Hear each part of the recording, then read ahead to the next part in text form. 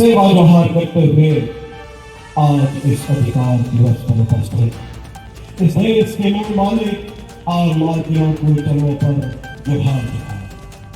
सम्मानित साथियों, आज हम साल भर के इस पावन धरा पर अधिकार दिवस के शुभ अवसर पर इस देश के मूल मालिकों पर हो रहे अत्याचार अन्याय के संबंध पर चिंतन करने के लिए उन क्रांतिकारी वीरों की शहादत को याद करने के लिए आए हैं जिन्होंने इस देश की आजादी के लिए इस जंगल जमीन की रक्षा के लिए अपनी प्राणों की आहुति दी।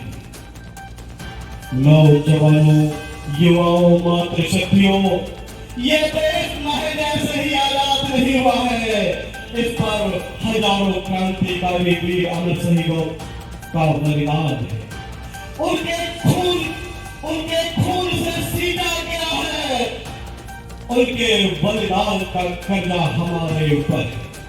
नौजवानों, मातृशक्तियों, आज हम जिस अधिकार दिवस की बात करने के लिए आए हैं, ये अधिकार दिवस हमें यूं ही नहीं मिला है। ये अधिकार दिवस विश्व के 193 देशों द्वारा घोषित किया गया है। और ये घोषित क्यों किया गया है, इस पर हमें सभी को चिंतन करने की आवश्यकता है। नौजवानों, भाइयों, मातृशक्तियों, इस बात का विचार करो, क्योंकि इस देश की मातृशक्तियों ने इस देश को आजाद कराने के लिए बलिदान दिया है। इस देश के नौजवानों ने इस देश में आजाद कराने के लिए क्रांति की है। इस देश के वीर जवानों का खून, इस देश के आदिवासियों का खून, ये जंगल, पहाड़ और ये नदियां जो बही है, ये आदिवासियों के खूनों से बही है। नौजवानों, क्योंकि जब इस देश पर आक्रमणकारियों ने आक्रमण किया कई हजार वर्षों पूर्व, जब इस धरती पर धर्म की कोई संकल्पना नहीं थी, जब इस धरती पर जातियों का कोई बंधन नहीं था, जब ये धरती पर सिर्फ मानवता, भाईचारा, एकता के लिए बहुत ही शांतिपूर्ण ढंग से आदिवासी समाज मूल मालकियत और राज करता था। ये माँ बहनें रानियां हुआ करती थी। ये महज पान चबाकर ये नौजवान राजा महाराजा कहलाया करते थे। परंतु ऐसा क्या था? ऐसी कौन सी घटना आई इस समाज पर? ऐसा क्या हो गया? क्या ये समाज मजदूर ही नहीं, मजबूर बनकर रह गया है? इन माँ बहनों के साथ अत्याचार होता है। हमारी जमीन और जमीन के सारे अधिकार छीन लिए गए। हमारी जमीनों को विकास के नाम पर छीन ली गई। अब आदिवासी के पास जिला रहने का कोई साधन नहीं। हम लोग मजदूरी मेहनत करते थे, आज उसके लिए भी मशीनें ला दी गई है। बहुत ही चिंता का विषय है, बहुत ही चिंतनीय विषय है कि ये समाज की आने वाली पीढ़ी जिंदा कैसे रहेगी। हमारी प्राकृतिक संस्कृति जो आदिवासी माना करते थे, उसे नष्ट कर दिया गया है, उसे खोखला बना दिया गया है, उसमें संक्रमित कर दिया गया है उस संस्कृति को। नौजवानों, जिसे हम आदिवासी संस्कृति जो विश्व संस्कृति की बनती है, जिसे पूरी दुनिया सम्मान के साथ याद करती है, हम उस संस्कृति को मानने वाले आदिवासी लोग हैं। परंतु आज ऐसी कौन सी परिस्थिति खड़ी हो गई है, ऐसा क्या हो गया है जो हम पूरे जंगल और जमीन के मालिक कहलाया करते थे, आज हमारे पास घर बनाने के लिए जमीन नहीं बची है। विकास ने हमें इतना खोखला कर दिया है कि हम सड़कों पर, हम देश विदेश भटक रहे हैं, हम काम की तलाश में हमारा समाज भटक रहा है। ऐसी कौन सी परिस्थिति खड़ी हो गई है? मैं यहाँ की सामंतवादी सरकारों से पूछ पूछना चाहता हूं कि आपने आदिवासियों के साथ छल किया है, आपने धोखा किया है, विकास के नाम पर उनकी जल जंगल जमीन पर आपने अतिक्रमण किया है और आप अतिक्रमणकारी आदिवासियों को कहते हैं जो इस देश के मालिक थे। भारतीय संविधान के 13 में स्पष्ट उल्लेख है कि आदिवासी इन ग्राम सभाओं को कानून बनाने की शक्ति है, ये स्वतः स्वशासन करने की ताकत रखता है, ये खुद सरकार है।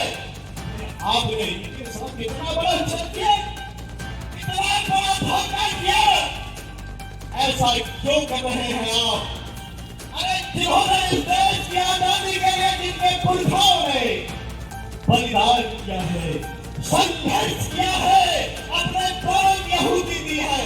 साथियों, मैं गौरवाना क्षेत्र से आता हूं, आपको बता देना चाहता हूं कि 1857 की क्रांति, गौरवाना के क्रांतिकारी महाराजा रघुनाथ साहब को अंग्रेजी शासन ने तोप में भाग करवाया था। ये आदिवासियों के साथ कौन सा व्यवहार था? ये कौन सी सजा थी जो विश्व में किसी को तोप के सामने से नहीं उड़ाया गया? वो आदिवासियों के साथ ऐसा क्यों किया गया? ये यहाँ के सामंतवादी धिक्कों से मैं पूछना चाहता हूँ, इनसे मेरा प्रश्न है, इन सरकारों से मैं सवाल जानना चाहता हूँ कि आदिवासियों ने इस देश की आजादी के लिए क्रांति का ये गुनाह है? क्या हम लोगों ने भाईचारा, एकता, अखंडता, संप्रभुता को बनाए रखने में हमेशा संघर्ष किया? क्या ये गलत है? हम भारतीय संविधान पर विश्वास करते हैं, क्या ये गलत है? हम लोग न्याय के लिए हमेशा मानवता, एकता, भाईचारा और अखंडता के लिए, सद्भाव के लिए संघर्ष करते हैं। क्या ये गलत है? अगर ये गलत नहीं है तो आप आदिवासियों के साथ ऐसा क्यों कर रहे हैं? ये कौन सी वजह है जो आप इनके अधिकार को छीनना चाहते हैं? इनके संविधान में जो 5वीं और 6वीं अनुसूची के अधिकार है वो क्यों नहीं दिए जा रहे? क्यों आप इनके अधिकारों के साथ धोखाधड़ी कर रहे हैं? आपने वन अधिकार अधिनियम 2006 पारित किया, पूरा आदिवासी समाज ने संघर्ष किया। 2006 में दिल्ली के जंतर मंतर में हमने स्वयं जाकर आंदोलन किया और ये हमें अधिकार मिले। आज आप आदिवासियों को वन भूमि का पट्टा क्यों नहीं दे रहे हैं? जो सरकारी जमीन है, जो खाली पड़ी हुई है, जिनका आदिवासी समाज के साथ जिनका जीवन चलता है, जिनका रोजगार मिलता है, आप उन्हें क्यों नहीं दे रहे हैं? मेरा सवाल है, क्योंकि जल जंगल और जमीन का असली मालिक ये आदिवासी समाज है, और जब आदिवासी समाज है तो उस जल जंगल और जमीन पर सर्वप्रथम पहला अधिकार आदिवासियों का है। ये मैं नहीं कह रहा हूँ, ये माननीय सर्वोच्च न्यायालय दिल्ली ने 2011 के फैसले पर कहा है कि देश का असली मालिक आदिवासी है और इसे मूल मालिक होने का सम्मान देना भारत में प्रत्येक नागरिक का कर्तव्य है। तो क्यों नहीं इस बात पर इस देश की सरकारें अमल में क्यों नहीं आ रही है? ऐसी क्या वजह है? क्योंकि जो चीज आदिवासियों के लिए सुप्रीम कोर्ट कहता है वो इस देश में लागू क्यों नहीं किया जाता? क्यों उनके साथ धोखाधड़ी की जाती है? साथियों, माताओं, आपको जागरूक होना पड़ेगा, क्योंकि मुझे पता है भगवान बिरसा मुंडा ने कहा था सम्मान और अधिकार मांगने वाली चीज नहीं है, इसके खरीदना पड़ता है और इसके लिए आप और हमें तैयार होकर संघर्ष करना पड़ेगा। नौजवानों, तैयार हो जाओ, तुम्हारे अंदर भगवान बिरसा मुंडा का खून है, तुम्हारे अंदर महाराजा भगवान साई शंकर साई का खून है, तुम्हारे अंदर कंजिया मामा का खून है। हैं। मातृशक्तियों, तुम्हारे अंदर रानी दुर्गावती का खून है। तुम वीरांगना हो। तुम देवी की जगह तलवार भी चलाना तुम्हें आता है, इसलिए तुम्हें तैयार होना पड़ेगा, क्योंकि अधिकारों की लड़ाई है। अधिकार अगर ये हमारी बात नहीं सुनेंगे तो हमें तो संघर्ष के मैदान पर आना ही पड़ेगा। क्योंकि साथियों, आदिवासियों ने अपनी भूमिका का परिचय आज आजादी के 80 साल हो गए। आज आजादी के 80 साल हो गए। इसके बाद भी कोई भी सरकार हो, चाहे वो भाजपा की रही हो और चाहे कांग्रेस की सरकार रही हो, कोई भी सरकार को ऐसा नहीं लगता कि ये देश के मूल नागरिकों की दो साथ दिनों दिन बदलती जा रही है। दिनों दिन मजदूर से मजबूर बना दिया गया है। अब आदिवासी को संघर्ष करने का समय आ गया है, क्योंकि इसके पूर्व भी हमारे पुरखाओं ने अनेकों संघर्ष किया।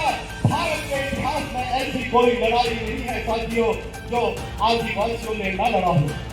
नौजवानों, ये चिंतन का समय है, ये विचार करने का समय है, ये संघर्ष का समय है। याद रखना, आपको इसके लिए तैयार रहना पड़ेगा, क्योंकि